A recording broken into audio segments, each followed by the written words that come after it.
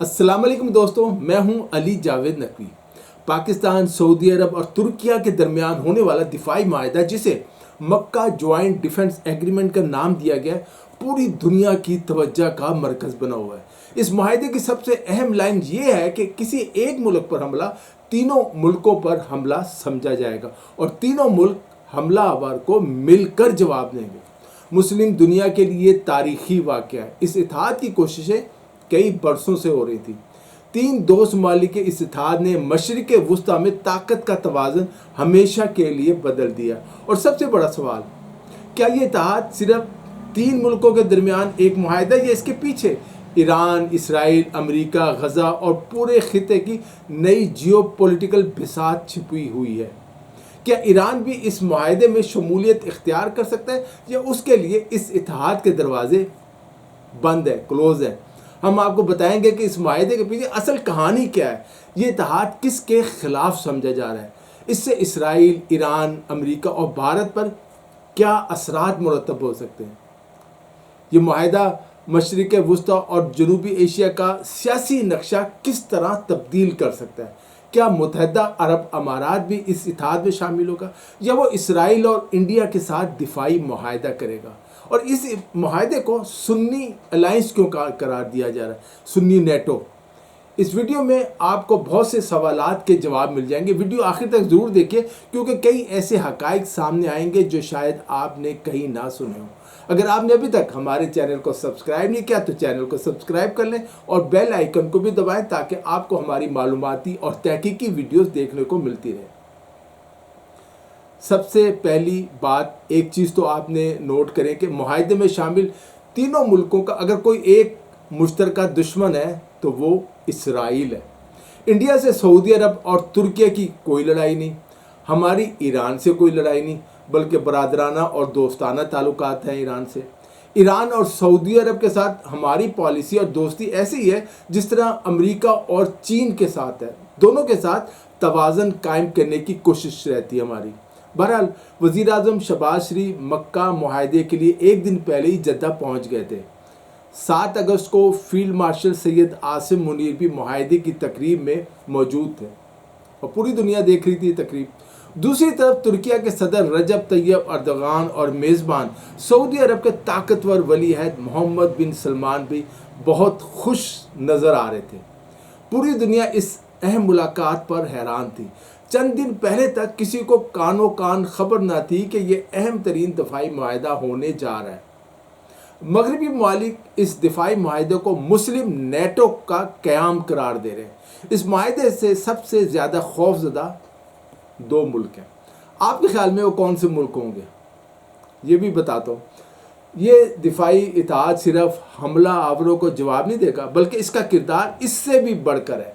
मशरिक़ वुस्ता की नई सिफारती सफ़बंदी, मुस्लिम दुनिया के दाखिली तवाज़ुन, दिफाई सनत में ताउन, इंटेलिजेंस के तबादले, मशरिकी और अस्करी मशक़ें, फ़ौजी मशक़ें और मुमकिन दिफाई पैदावार के मनसूबों पर भी ये होगा असरअंदाज। दिफाई ताउन का ये तस्वुर अचानक सामने नहीं आया।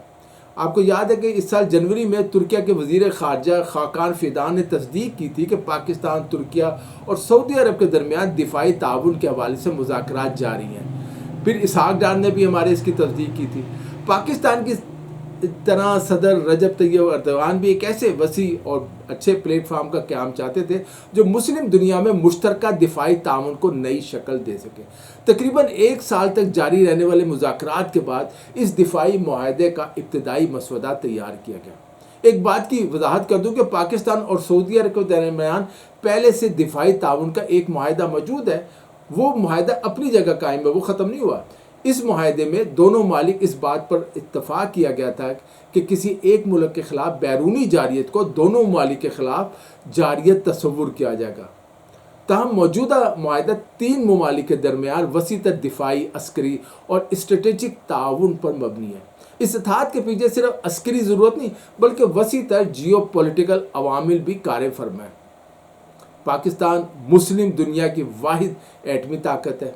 सऊदी अरब इस्लामी दुनिया की सबसे बड़ी मुआशी कुव्वत है, जबकि तुर्किया गुज़िश्ता 1 दहाई के दौरान दिफाई टेक्नोलॉजी और अस्करी सनत में गैर मामूली तरक्की कर चुका है। اب تینوں ممالک کی صلاحیتیں ایک پلیٹ فارم پر جمع ہو گئی ہیں. یہی بات اسرائیل اور امریکہ کے لیے پریشانی کا باعث بن رہی ہے. مشرق وسطیٰ اور جنوبی ایشیا کی بدلتی ہوئی جیو پولیٹیکل صورتحال میں پاکستان، سعودی عرب، ترکیہ کے مابین ہونے والا یہ سہ فریقی دفاعی معاہدہ مسلم امہ اور خطے کی سلامتی کے ایک نئے دور کا آغاز ہے. یہ مشترکہ دفاعی معاہدہ، جسے مکہ جوائنٹ ڈیفنس ایگریمنٹ کا نام دیا گیا ہے، خطے میں جیو پولیٹیکل طاقت کا توازن تبدیل کرنے کی صلاحیت رکھتا ہے.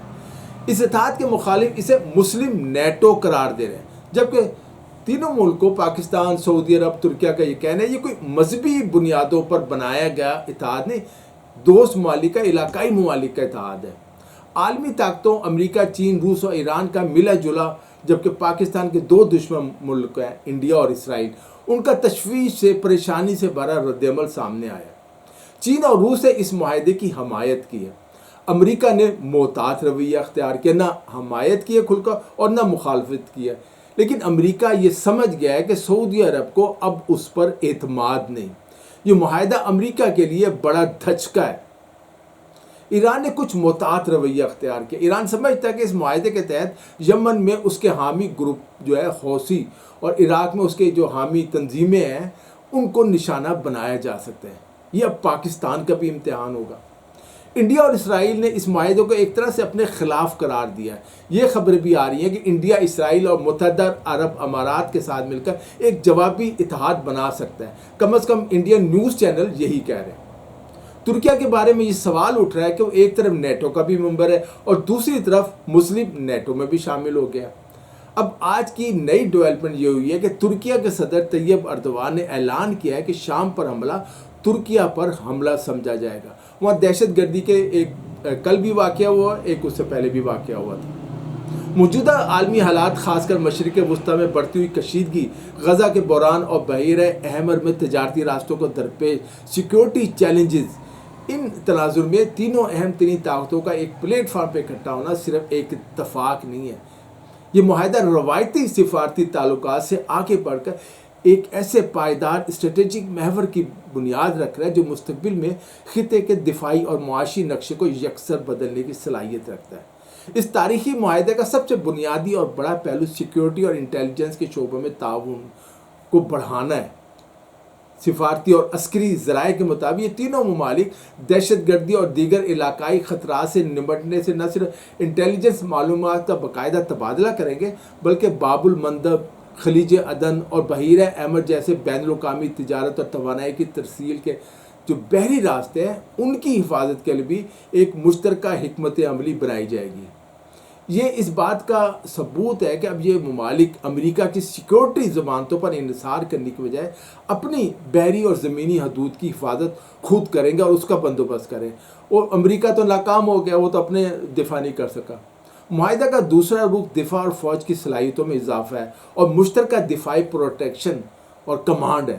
پاکستان کی روایتی فوجی مہارت اور سیکیورٹی جو ہے تجربہ ہے پاکستان کا. ترکیہ کے پاس جدید ترین دفاعی ٹیکنالوجی ہے اور ڈرون انڈسٹری ہے ان کی. اسی طرح سعودی عرب کے پاس وسیع معاشی وسائل ہے. یہ ملاپ جو ہے ایک ناقابل تسخیر قوت پیدا کرنے جا رہا ہے. تینوں ممالک کے افواج کے مابین مشترکہ فوجی مشقوں اور پیشہ ورانہ تربیت کا دائرہ وسیع کیا جائے گا، جس سے نہ صرف باہمی روابط بڑھیں گے بلکہ دفاعی پیداوار کے شعبے میں بھاری سرمایہ کاری کے راستے بھی کھلیں گے. پاکستان کے لیے یہ معاہدہ معاشی استحکام، دفاعی صنعت کو جدید خطوط پر استوار کرنے کا ایک سنہری موقع ثابت ہوگا. سعودی عرب سے جب پیسہ آئے گا پاکستان میں انڈسٹری لگے گی، ڈیفنس انڈسٹری بہت ترقی کرے گی. اس اتحاد کی اہمیت اس سے بھی بڑھ جاتی ہے کہ کیونکہ یہ صرف 3 ممالک تک محدود رہنے والا نہیں بلکہ بحرین، مصر اور اردن جیسے دیگر ممالک بھی اس سیکیورٹی اتحاد کا حصہ بننا چاہتے ہیں. ان کی بھی خواہش ہے، جس سے لگ رہا ہے کہ مسلم دنیا اب اپنے دفاع اور سفارتی معاملات جو ہیں، فیصلے جو ہیں وہ خود کرنے کی پوزیشن میں آ رہی ہے. یہ معاہدہ پاکستان اور سعودی عرب کے پرانے دو طرفہ دفاعی تعلقات کو ایک وسیع تر علاقائی چھتری امبریلا فراہم کرتا ہے سیکیورٹی کی، جو آنے والے وقت میں خطے کے امن کا ضامن بنے گا. یہ نیا اسٹریٹجک بلاک عالمی طاقتوں کو یہ بتانے کے لیے کافی ہے کہ اب مسلم دنیا کی تقدیر کے فیصلے واشنگٹن میں نہیں بلکہ مقامی سطح پر ہوں گے.